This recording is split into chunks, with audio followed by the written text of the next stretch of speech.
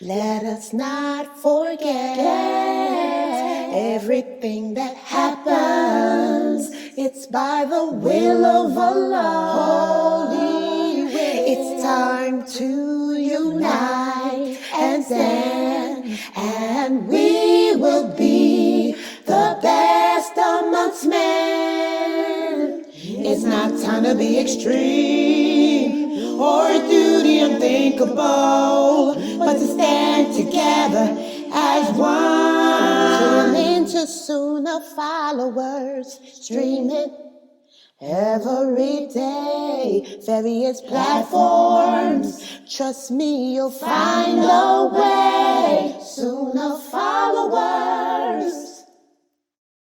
You just need to stay away.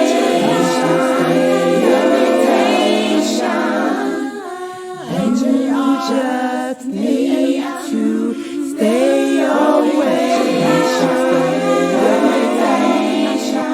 Stay away today. There's a heavy price to pay. Stay away, stay away, stay away. You just need to stay. Prohibition, limitation. You just need to stay away. Allah wa Rasulullah. Welcome to our Hadith class. And by the way, there's no music or musical instruments used in any of our jingles. We don't transgress the limits of Allah. No music, no musical apparatus. It's nothing but talent. All right? Okay. So, alhamdulillah, wa salat wa salam ala wa rasulullah. Welcome to our Hadith class. And for this class, guys, this is the class of prohibitions. Prohibitions in regards to imitations. And this is based on the book that was written by Sheikh Muhammad Saeed Atli. And what Sheikh Muhammad Saeed Atli did is he went through the different sources of the Sitta and he collected hadiths, which addresses different types of imitations that the Prophet Muhammad sallallahu alaihi wasallam forbade us from. For those of you who don't know, as Muslims, we're not supposed to imitate the jinn. We're also not supposed to imitate the opposite sex. Okay? So, and there's other things we're not supposed to imitate either. And that's what I'm just giving you examples. So that's why, and we're not supposed to imitate the non-Muslims.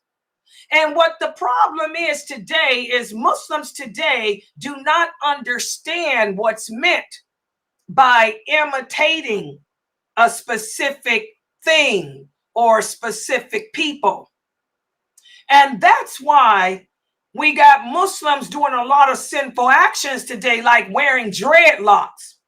And they don't understand not only is dreadlocks haram, because the Prophet sallallahu alaihi wasallam said whoever has hair should be able to comb through it with a comb on a regular basis. Comb through it. You can't comb through dreads. You can't comb through locks. Okay? You can't even take them loose to comb them through them. You got to cut them out and you got to wash it. But because we don't understand what it means to imitate, and one of the things that I always tell my students, whenever something is unclear to us, we should look to see how the companions of the Prophet sallallahu alaihi wasallam understood it. And this is something that we are bypassing today. Even people of knowledge, instead of the so-called people of knowledge looking to see what the companions had to say and what their understanding was of an issue, they jumped to the four imams. And that's why I really liked the class today that Ustadah Hanif Bashir did. Ustad Hanif Bashir did a wonderful class. And by the way, we will be putting some shorts out tonight because he talked about the fiqh of marriage. What I've talked about and what Dr. Jamali has talked about, and he broke it down in grassroots English to you. So we'll be putting some shorts out. But like he was saying in his class, when we get different opinions, when we're following the different madhabs or the different imams' views, you have to know the hadith. You have to know the sunnah. You have to look to see how the companions understood something. Like when he was talking about women, that one madhab, Imam Hanafi, they say a woman can marry herself. This totally contradicts what the Prophet said. It totally contradicts the understanding of the companions. And a lot of people after the class, I got some text messages. Some of the sisters asked me, why is it that so many things with the Hanafi madhab is wrong? It's not Imam Hanafi's fault. Perhaps he didn't learn that, he didn't hear that information. Perhaps it's some information that wasn't explained to him. Okay? But the bottom line is the way it works in Islam. Islam is based on only two sources: the Quran and the authentic hadiths of the Prophet Muhammad sallallahu alaihi wasallam. Those are the two sources. And then Allah tells us in the Quran that the best of this nation, nobody was closer to Allah. No one understands Allah's laws or rules or love him more than those original companions did. So that's why if something is unclear, like the issue of a woman and a mom and a guardian, we look to see what the companion said, and hands down, the brother said, we have the authentic hadith. What's the source? Imam Bukhari. It's in Sahih Bukhari. The Prophet said, there is no marriage. There is no marriage. There is no marriage without a guardian. He said it 3 times. There is no marriage. There is no marriage. There is no marriage without a guardian. So what do you mean a woman can marry herself? That contradicts what the Prophet said. Okay? And then the other hadith. What's the source? Bukhari and Muslim. Where the Prophet sallallahu alaihi wasallam, when he was talking about a previously married woman, he said, if a woman, this is authentic, Bukhari and Muslim, if a previously married woman comes to you asking to be married, you marry her. That's the hadith. That is clear. That's clear. The Prophet said, you marry her. Why? Because she knows herself. What does that mean?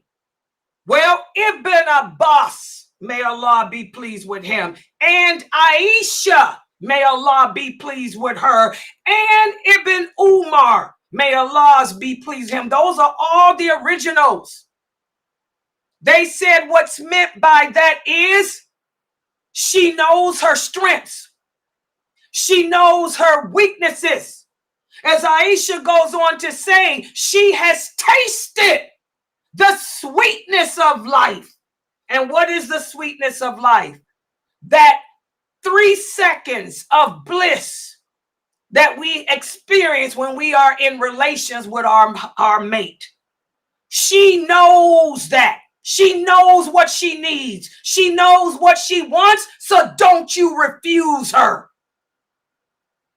So what do I care about what the madhabs say? That's it. That's hands down.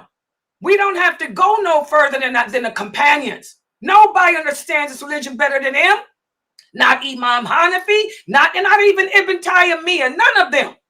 They came after him, after them. So this is how we blow it as Muslims. We bypass the companions and we go to methabs or scholarly views or what we're doing today, fatwa.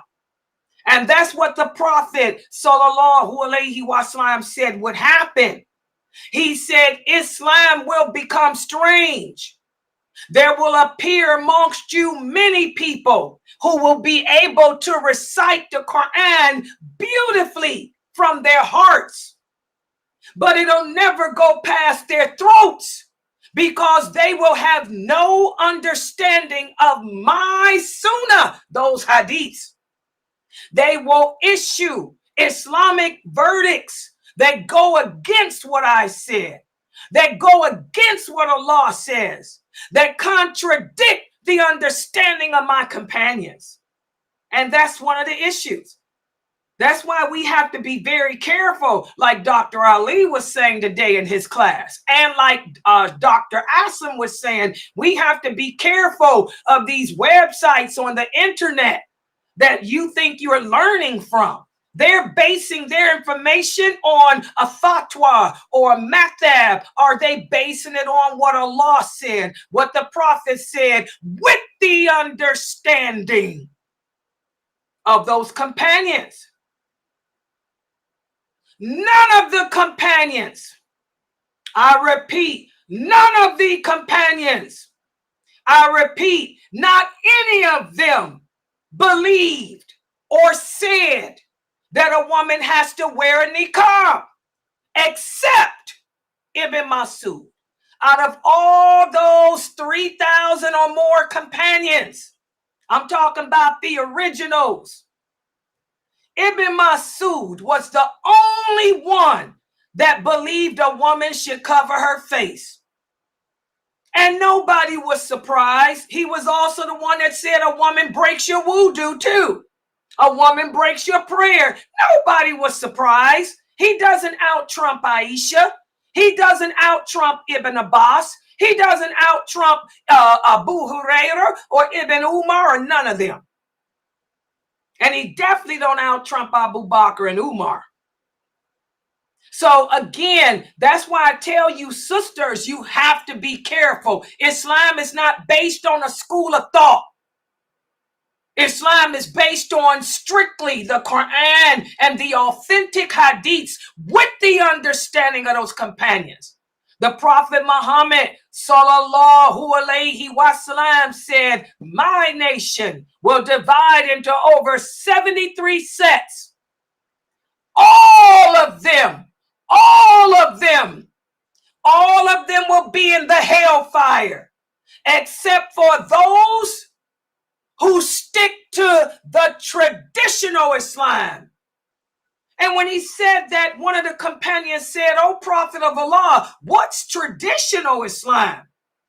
He said, the traditional Islam is what I have came with. It's what you, my companions, are upon, and what the first 4 leaders after me. That means Abu Bakr, Umar, Uthman, and Ali are upon. That's it.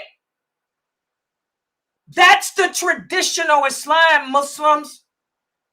Most Muslims today don't know the traditional Islam. We don't know the lawful and the unlawful. Dr. Ali gave a beautiful class this morning speaking about qiyas. It was also a fiqh class speaking about qiyas. Okay? And he was talking about alcohol, the thing that I answer questions about you for. Like he said, you got Imam Hanafi again. The Imam Hanafi madhab has a totally different view on alcohol. Okay? But we look to see what the companions said and what the Prophet said. The Prophet said anything. This is, what's the source? Bukhari and Muslim. The Prophet sallallahu alaihi wasallam said anything that is fermented is khamr. And khamr is alcohol, people. And I love how Dr. Ali broke down what fermented. When you go to the grocery store, if it says fermented vinegar, we don't use it. But if it says non-fermented, we can. That means it hasn't been taken to the point of alcohol. And Dr. Ali took it further because he's a physician. He talked about that type of alcohol that we use for rubbing to treat wounds. It's not the kind that you can get drunk from.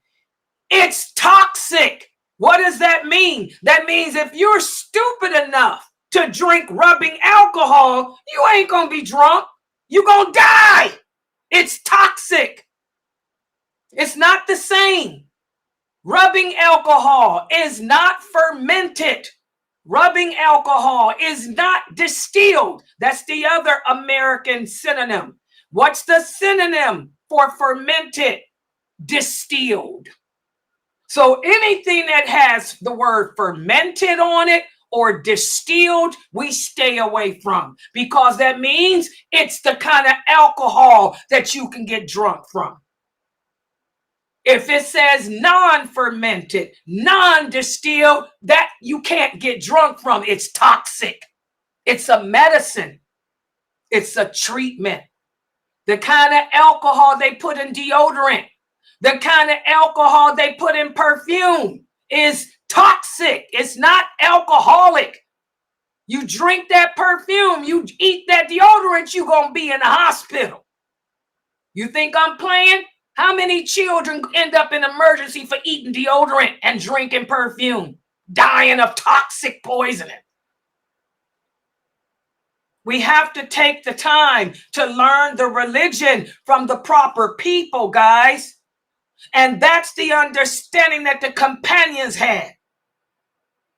Umar, radiallahu anha, he said anything that's been fermented is khamr. Stay away from it. Ibn Umar said the same thing. So did Abu Hurairah. So again, guys, Islam is based on just two sources, the Quran and those authentic hadiths. And if something is not clear, I don't care what the four imams say, because I know the hadiths. When I answer y'all questions, I give y'all the hadiths. I don't go past the first generation. I don't even have to look up the tabi'in. I don't even need the ones that come after them, because I know what the original said. And like Allah says, they are the best of this nation. Why should anyone settle for second best? Why should anyone settle for third best when you got the best here? Be careful. Be careful.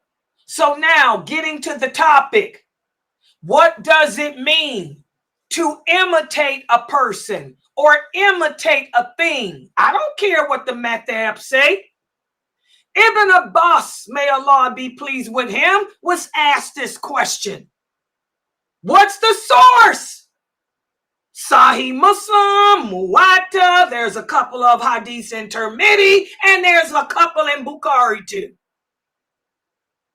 Ibn Abbas said, to imitate something means to do something that is specific to that thing. In other words, to do something that only that person or that group or that thing does. Mustache. A mustache and a beard is specific to a man. So any woman who wears a mustache and a beard is imitating a man. You got it? That's clear. Okay? Having a baby, birthing a baby, getting pregnant, that's specific to a woman. Any man, and there are men today, because we're in the LGBTQ CD, they're trying to get pregnant. Can y'all believe that they're working on trying to give men ovaries and stuff? Can y'all believe that? This is imitating a woman. Allah didn't create a man to have ovaries and a uterus. Okay? So to imitate something means to do something specific to that person, that group, those people. Wearing a tie.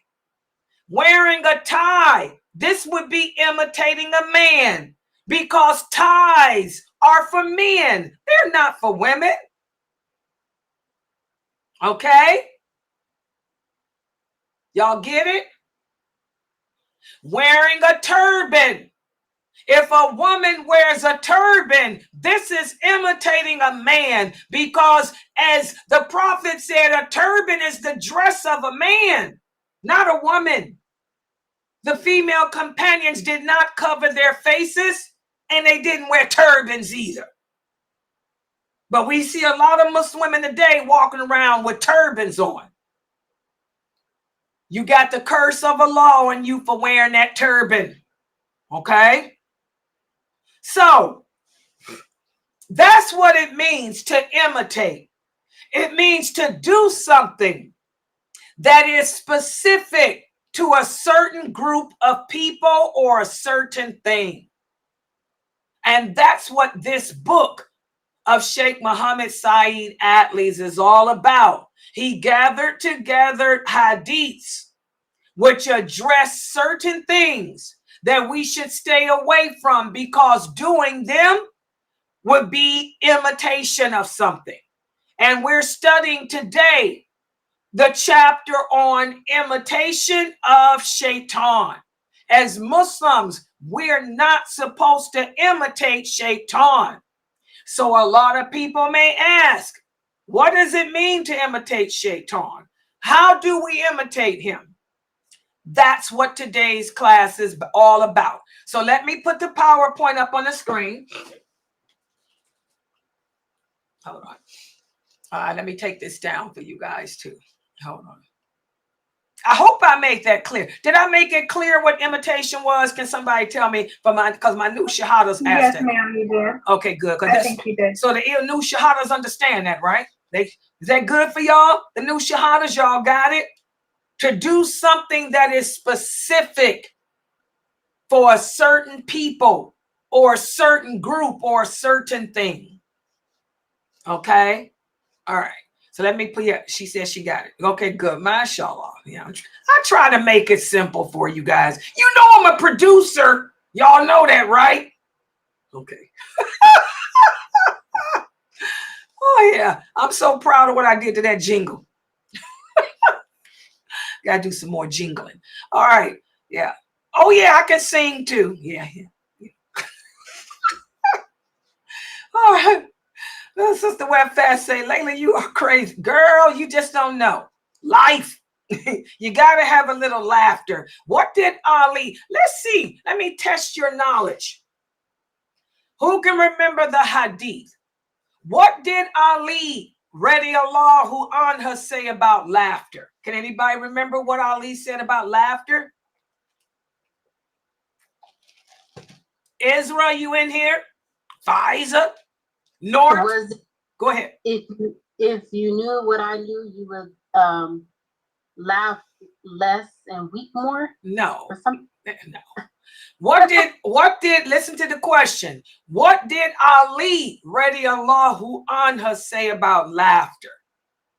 And that's the dalil that we use when you got those crazy Muslims trying to tell you it's haram to laugh. What did Ali say about it? Anybody remember? About laughter. Okay, y'all figure it out while I'm trying to do this. What did he say? Any of my students? Norto, Melion. What did Ali say about laughter? What's the hadith? What's the hadith? None of y'all remember. Lord, it goes in one ear and out the other. Wait a minute, hold on. Y'all need to remember this stuff. Hold on, I'm trying to take this off. Okay, I'm taking that down. Wait a minute. Nobody remembers? What did Ali say about laughter? He said, what did he say about a person that doesn't laugh? I'll try to make it simpler. What did Ali, radiallahu anha, say about a person that doesn't laugh? Okay, the Ali radiallahu anha said, for the person that doesn't laugh, this is a person that has a hard heart. He said, laughter keeps the heart soft. Y'all don't remember that hadith? It's so basic. Ali said that laughter keeps the heart soft. It softens the heart. Maybe that's why you guys are so rigid. You need to laugh a little more. When I find myself getting sad, when I find myself getting lonely, and by the way, my best friend, I got two best friends. One is named Aisha. By the way, my friend Aisha is the president. She's the president of CARE. Hello, the president of CARE. CAIA, AIR. That's my best friend. Oh, yeah, she's known me since I was 12. All right. I got two best friends, Aisha and Latifa. They know whenever Layla acts silly, they'll tell you, when y'all hear me cracking jokes and being silly, something is bothering me. I already got a couple of text messages saying, are you okay? Because they know whenever I act silly and tell a lot of jokes, I try to make myself laugh. Because that hadith is true. It softens your heart. It takes that loneliness away. It takes that pain away. It makes you feel like there's a chance. Because your heart that is constricted due to anxiety, due to loneliness, due to sadness. And when you laugh, it makes your heart open up. So those people closest to me, my best friend Aisha and my best friend Latifa, they'll tell you, if Layla in there cutting up like she doing today, something bothering her. She trying to keep herself from going into depression. And one of the questions a lot of you sisters ask me, what can you do to keep yourself from feeling bad and going into depression? Laugh. When y'all hear me say I'm going to watch Medea, why am I going to watch Medea? Latifa tell you Layla's watching Medea so she can laugh because Medea makes me laugh. And Layla's needs to laugh because something is bothering her. There's something heavy on Layla's heart. The people that my mother would tell you that. She on that internet acting stupid. Y'all go check on Layla. She'll call Jayla and say, Jayla, go over there and check on your grandmother. Your mom acting silly on the TV. Something's bothering her heart. So I'm telling you guys, try it. You know, when you feeling sad, when you feeling down, you feeling lonely, you feeling like, I just got to get it together. Laugh. Just crack up. Your heart will open up and soften and to do like this. And you say, wow, woo, I feel so much better. Y'all see I'm drinking my coffee now? I feel better because something was heavy on my heart. Something is heavy on my heart. So try that, sisters. And if you can't make yourself laugh, turn on the TV. If Medea makes it fun, go watch Bringing Down the House. Y'all like to watch movies? Queen Latifah and what's his name? Steve Martin. That old movie called Bringing Down the House, where she says, oh, Mandingo. It's got Betty White in it. Betty White comes in and says, oh, Mandingo. That is so funny. Watch something. Yeah, I love that. When I watch Bringing Down the House when I'm sad, or any Medea movie, because Medea is hilarious. Make yourself laugh, people. Like Ali radiallahu anha said, it will cause your heart to not constrict. It'll cause your heart to open and soften. He used to do that.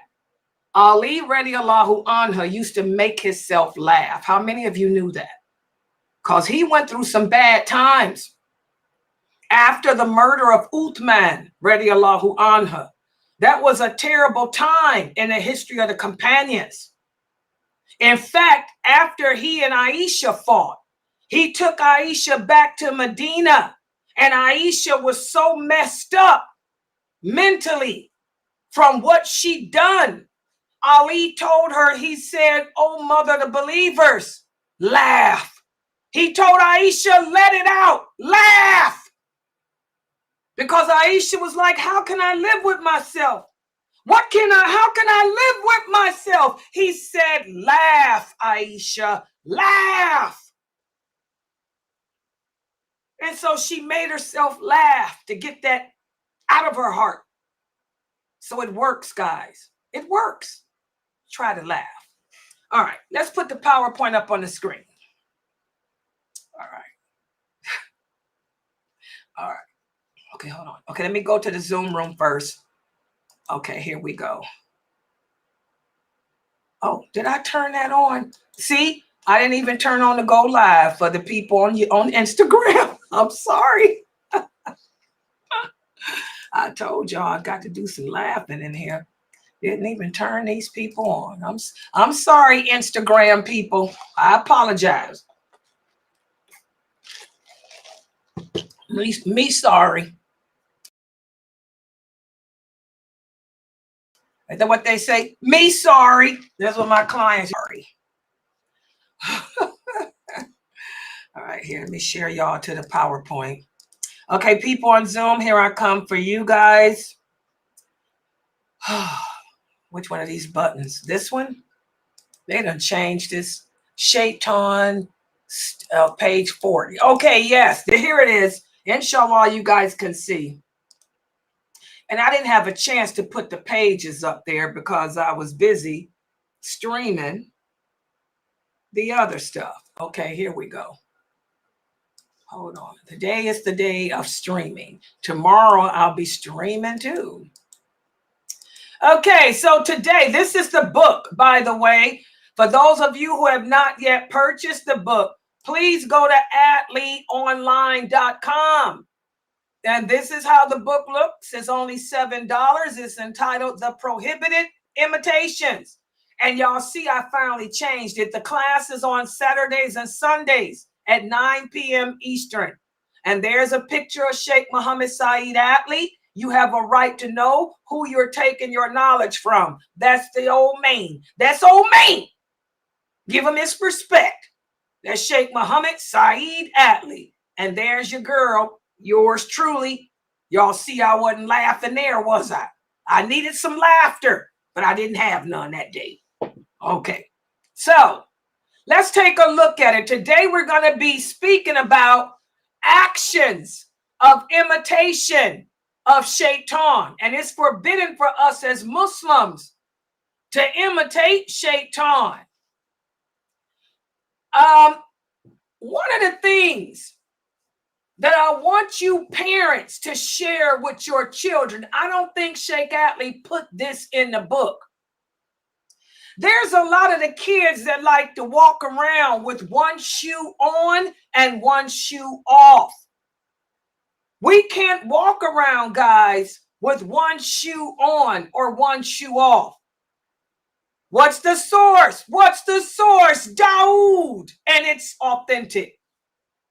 The Prophet ﷺ saw a companion walking with one sandal on and the other sandal off. The Prophet told him, either put your shoes on or take them off, because the jinn walk around with one shoe on and one shoe off. So teach your children eating with the left hand. We don't eat with our left hand because the jinn eat with their left hand. We have to do the opposite of them.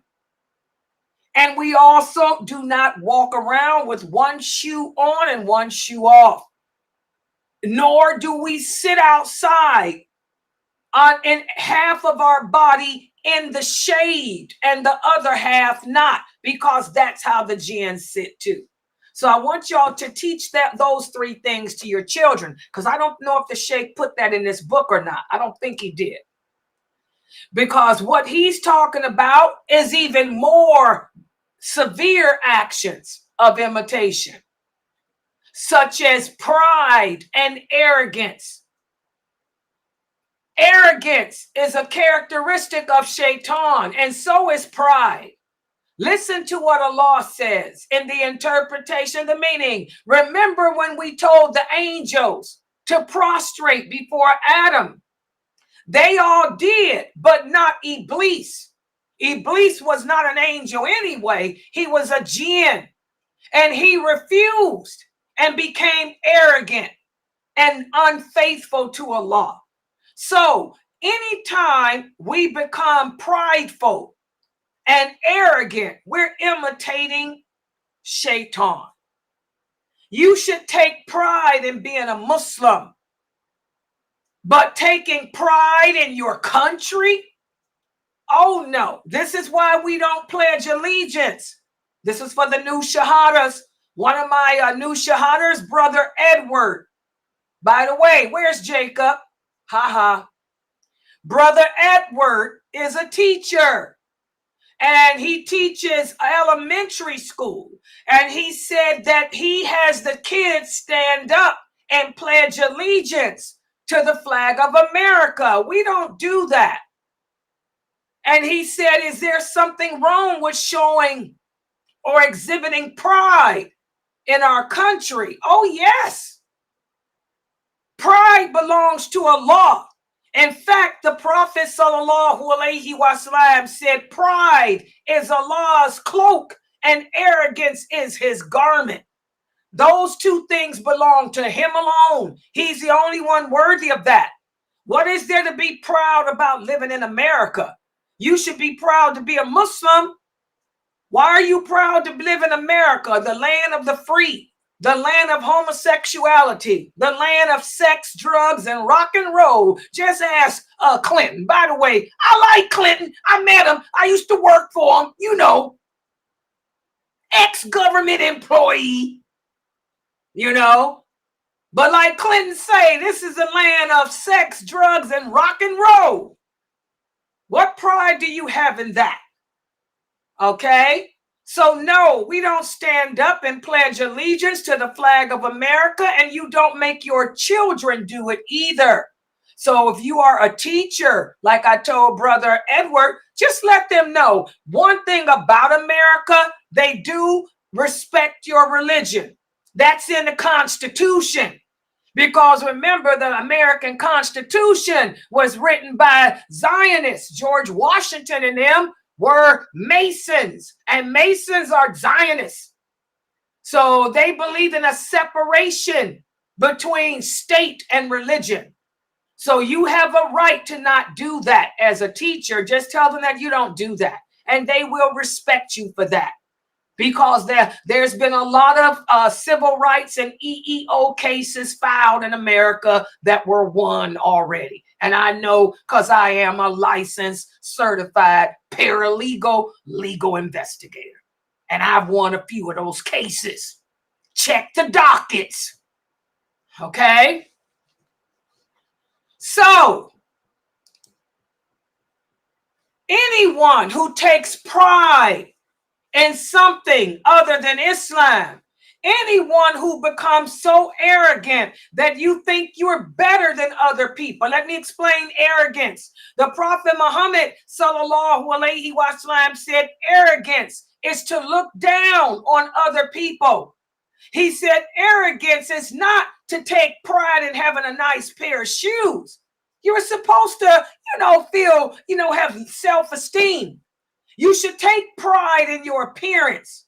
Allah loves beauty. Allah loves cleanliness. But because of the shoes you have, because of the cleanliness you possess, you look down on other people. That's arrogance. And this is an imitation of Shaytan. Okay? So whenever we exhibit those two characteristics in a bad way, we're imitating Shaytan. And also another act of imitation is giving in to your temptations.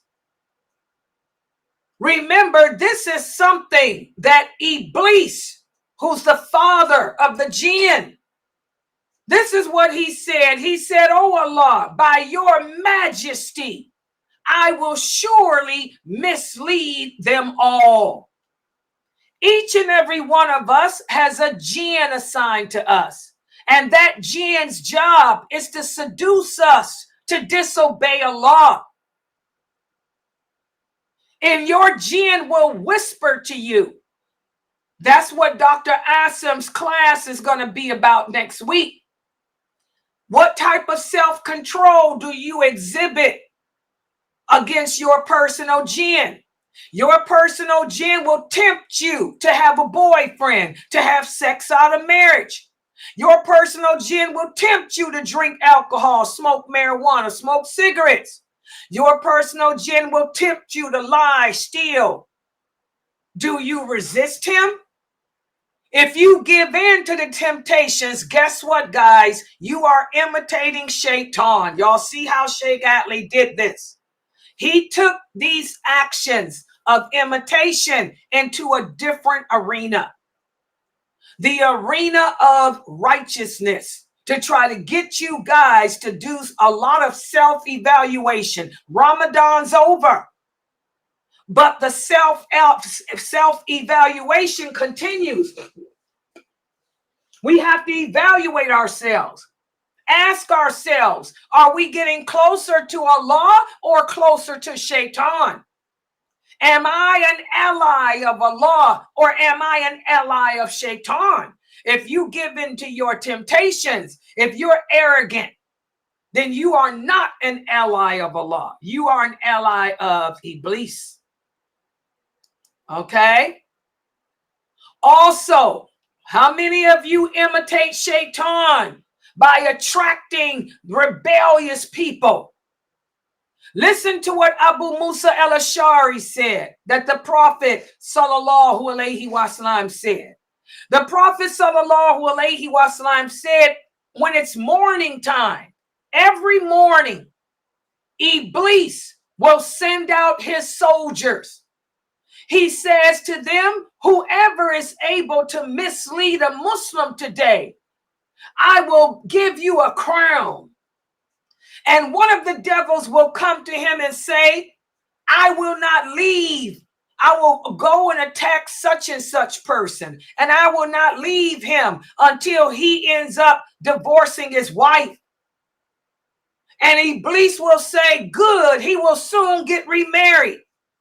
And then another devil will come and say, I won't leave the person I'm going after until he disrespects his parents. And Iblis will say, good, he will soon act dutifully toward them. Then another devil will come and say, I won't leave the person I'm attacking until he associates partners with Allah. And Iblis will say to him, you are the one. And then another devil will say, I won't leave the person I'm going after today until he murders somebody. And that's when Iblis will say to him, you are the best of them all. And he will take a crown and put it on top of that man's head. Now, for those of you who don't know, Iblis has a throne. Remember, he tries to be like Allah. He wants to be Allah. So Allah has a throne. Well, guess what? Iblis got a broke down throne too. And his throne is over the sea. For those of you who don't know, his throne is over the sea. And he sits on that throne.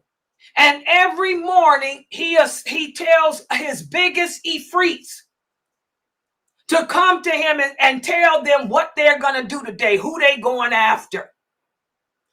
And these are the people they go after. They try to make people commit murder. They try to make a husband and wife, end up divorced.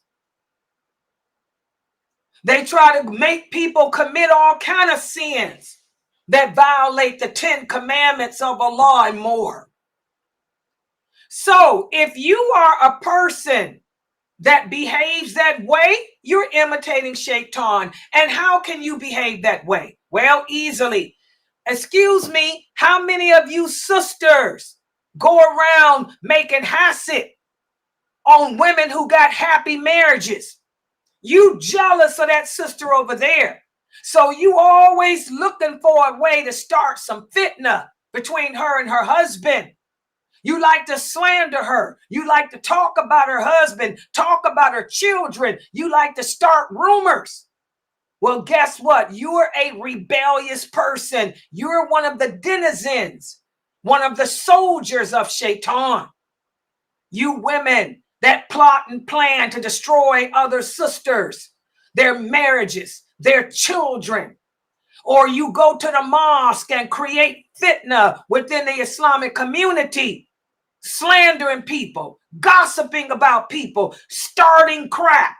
You are a troublemaker. You are a rebellious person. You are a denizen of Shaytan. Y'all understand that? So again, Ramadan ended, but how many of us are evaluating ourselves? Do you mind your own business, or are you sticking your nose in somebody else's business all the time, creating fitna? Okay, that's imitating Shaytan. Also stealing. Now, I'm going to summarize this hadith. You all know the story about how the Prophet sallallahu alaihi wasallam appointed Abu Huraira to be the zakat collector during Ramadan. One day, a man came and stole some money, and Abu Huraira caught him. The man begged him to let me go, give me another chance. And Abu Huraira let him go. But he came back the next night, and Abu Huraira caught him stealing again. And he began to complain about how he had a lot of children to take care of. So Abu Huraira felt sorry for him and let him go again. Then he came back the third time. And again, Abu Huraira let him go. The next day, the Prophet sallallahu alaihi wasallam saw Abu Huraira, and he said, what happened to your prisoner, Abu Huraira? Abu Huraira was shocked that the Prophet knew what he was talking about. He said, I let him go. The Prophet said, why did you let him go? I said, because he told me if I let him go, he can share with me some knowledge that if I recite the verses of the throne before I go to bed, that no Shaytan will be able to harm me until Fajr. So I let him go. And that's when the Prophet said that person was none other than Iblis, who had taken on the appearance of a man.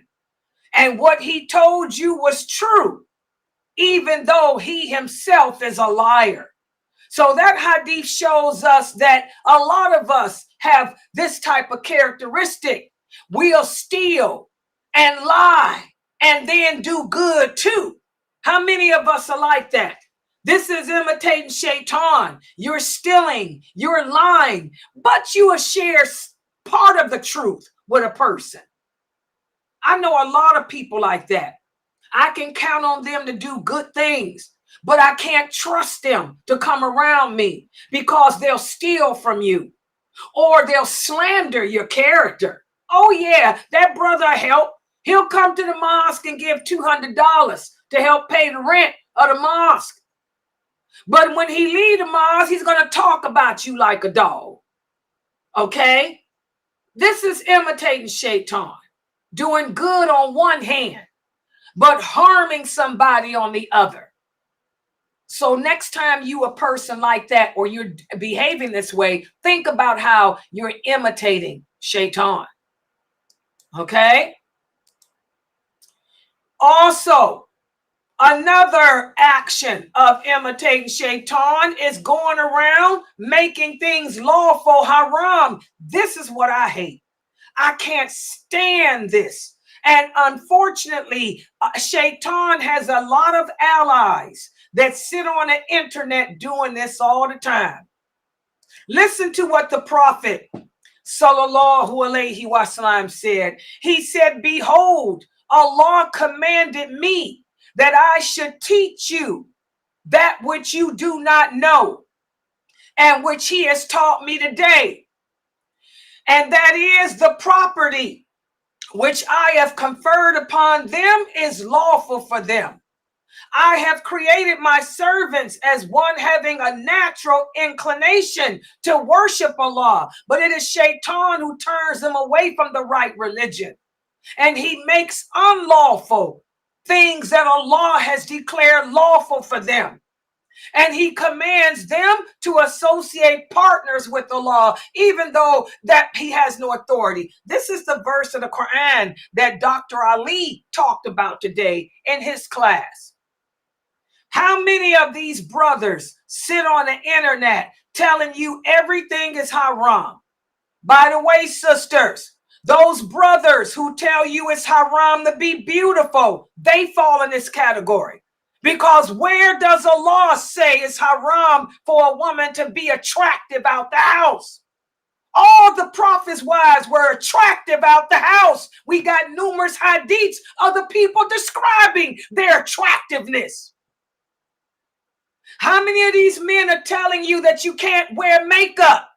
There's numerous hadiths where the prophet's wives wore makeup. Even the one in Bukhari of his daughter, Fatima, having makeup on when they were making Hajj. These people have to stop making things unlawful that Allah made lawful for us. As the Prophet Muhammad said, most things in this life are lawful. The things that Allah has not mentioned are lawful and good. Who are these brothers telling you that you can't wear fingernail polish? The Prophet's wives, they painted their nails and wore it out the house too. Let's not forget the hadith of the woman that brought the Prophet a letter and her nails were not painted. And the Prophet told her, why don't you go and paint your nails so a person can tell that you're not a man trying to kill me. So when you come upon these rigid Muslims who are calling everything haram and they have no clear verse, no evidence telling you that you have to cover your face, it ain't nothing that says that. Aisha didn't walk around with no burqa on. Are you out your mind? None of the females did. That's not even a dress of the Arab women. They wore hoods. And the hoods would come down over their forehead like Layla wears. Or if they would take their hijab and put it across their face and take it down like Layla does. Y'all brothers better stop all this haram crap. Because you fall right here in this category that Allah talking about. You have a natural inclination to worship Allah, but you allowing Shaytan to turn you away from the true religion of Islam and make you oppressive based on your desires because you have insecurities as a man. You're insecure about your manhood, or somebody broke your heart, or your mom dropped you on your head. I don't know. But you want to be oppressive to a woman? Try it with Laila Nasheeba. That's why I'm single. I already know. I'm single because a man know he can't strip me of what my Lord has given me. Ameen. Try it on me and see what you walk away with. A broken face. Hello. So again, I can't stand this. People going around telling you things are haram when they're not. They're lying on Allah. And guess what? They're imitating Shaytan by doing it. Subhanallah. All right. Also, this was a question that one of the new shahadas asked me the other day on my Q&A show about swearing. Now, Sheikh Atlee, I don't know why he did this, because the hadiths, there are so many hadiths about swearing, but he used a fatwa here. I don't know why he did that. But he put this fatwa from the Standing Committee of Saudi Arabia that says no one should be deceived by the oath of a liar because Iblis made, he didn't need their fatwa because he knows the story. Iblis made an oath to Adam, saying that he had his best interest. And also the verse where Allah says he swore to them that I am truly your sincere advisor. Okay, well, I don't know why Sheikh Atlee did this, but every Muslim should know that swearing by Allah, the Prophet Muhammad sallallahu alaihi wasallam said, avoid swearing by Allah. What's the source? Sahih Muslim. The Prophet said, only swear by Allah when you have to. What's the source? Bukhari and Muslim. Okay, we need to stop all this wallahi, wallahi, wallahi stuff. Because there's another hadith. The Prophet said only a dishonest person would keep saying wallahi. So we shouldn't do that. Swearing by Allah, guys, only if we have to. If I have to swear by Allah to save my life, or if I have to swear by Allah so I can testify to the truth, then it's lawful. But just to do it because I swear by Allah that I went out last night, what's the point in that? Okay, this is taking Allah's name in vain too. That's another hadith. All right. It's imitating Shaytan. And also jealousy. This is something that we women suffer. Men suffer with it too, but we women have it even harder. What caused Iblis to do what he did to Adam, alayhi salam, is because of his jealousy.